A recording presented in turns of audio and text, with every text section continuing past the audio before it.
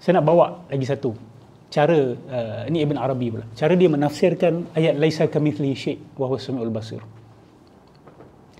Bila awak baca ayat tu, awak faham apa? Allah ada yang sama dengan Allah tak? Ayat tu secara khusus adalah untuk menafikan Allah ada yang sama dengan dia, betul tak? Tapi Ibn Arabi kata apa? Ayat tu membuktikan bahawa Allah ada yang sama dengan dia. Tidak ada yang seperti kesepertian Allah. Dan misal tu, dia kata itulah hakikat Muhammadiyah, itulah Nabi Muhammad, itulah insan kamil. Jadi misal dekat situ merujuk kepada Nabi. Tidak ada yang sama seperti kesepertian Allah. Kesepertian Allah tu siapa? Nabi Muhammad SAW. Nabi semua ada esa, dia je ada. Tak ada yang sama dengan Allah kecuali Nabi Muhammad SAW. Gila ayat ni, gila saya kata. Saya kata bangunlah, bangun. Dan saya sedialah kalau ada jabatan-jabatan, sebab Ustaz Rashid kan minta bila jabatan agama nak panggil Nodros ni, kan? Saya sedialah. Dan saya minta kita baca kitab Insan Kamil dari awal sampai habis sama-sama. Okey? Kalau nak saya datang, saya ada syarat. Kita baca. Okey? Dan sesi itu bukan saya saja ditanya dan dipersoal, saya juga akan bertanya dan mempersoal. Okey? Ini bukan Dajjal ini. Saya akan tanya mereka soalan. Dan kita dengar bagaimana mereka akan, kalau nak pertahankan juga, mereka akan berkerut-kerut muka mereka untuk mempertahan ini. Dan bagi mereka yang sayangkan iman mereka, mereka tak akan bertahan. Sama ada mereka akan tawakuf atau mereka akan bertaubat. Why? Why are you defending this man? Untuk apa? Dia ni Nabi ke? Kamu kata dia wali, Allah beritahu kamu dia wali ke? Position saya yang paling selamat daripada awak. The default state, dia bukan wali. Default, al-asl, kita tak tahu seseorang tu wali ke tak wali. So kita start dengan dia bukan wali, betul? Kecuali ada dalil, ada bukti dia wali daripada Allah Subhanahu Wa Taala. Tak ada tanda bahawa ada kemajuan ini wali.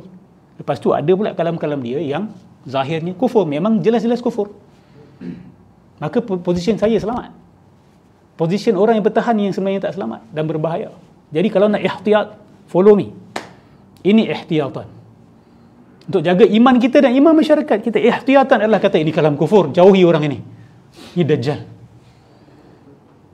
Itu ihtiyat. Itu jalan yang paling selamat sebenarnya. Bukan kata, oh, ini bahaya ni kalau kita mentakfirkan wali dan sebagainya. Mana boleh macam tu? Tak boleh. Ya? So, laisa kamitslihi syai'. La ilaha illallah.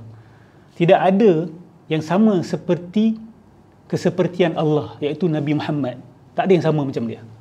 Ayat yang khas nak nafikan Allah ada kesepertian. Dengan ayat itu diguna untuk kata Allah ada kesepertian.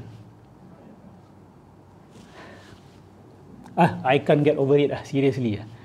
I tak pernah baca dalam sejarah pembelajaran saya tafsiran yang level dia macam ni.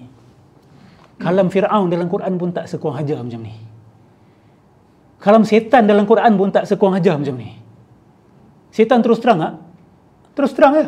Ya Allah, izinkan aku nak sesatkan manusia. Ada setan main pusing-pusing? Ada. Bila dia nak sesatkan Nabi Adam tu kan. Makanlah buah ni. Tapi itu direct lie kan. Dia tak guna kalam Allah untuk jadi dalil suruh Nabi Adam makan buah tu.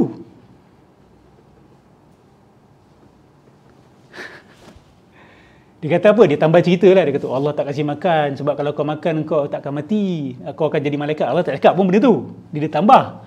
Tapi Ibn Arabi dan Abdul Karim Al-Jili menggunakan ayat yang Allah turunkan untuk tauhid, dia gunakan ayat yang sama untuk bawa syirik.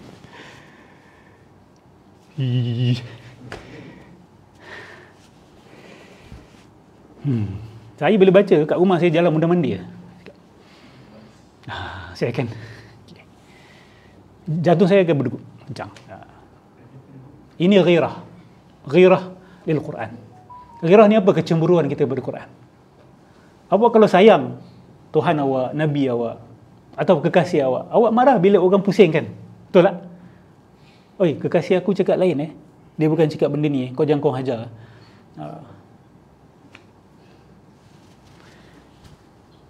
So perlu ada ghirah. Umat Islam perlu ada ghirah. Dan kena ada yakin Ha?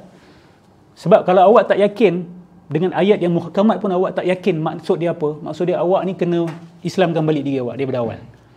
Qul huwallahu ahad pun masih tak sure, ada beberapa banyak makna. Kan? Kisah Nabi Isa yang jelas-jelas macam ni pun awak boleh bawa kepada makna yang terbalik, lepas tu awak boleh terima. Maka keislaman awak tu sendiri awak kena persoalkan balik. Ini ayat muhkamat. Saya tak cakap pasal ayat mutasyabihat. Dia bawa ayat-ayat muhkamat ni. Laisa kamitslihi syai', muhkamat ke mutasyabihat? Qul huwallahu ahad, muhkamat ke mutasyabihat? La ilaha illallah. Minta maaf lah sahabat-sahabat. Can't get over it. Okay.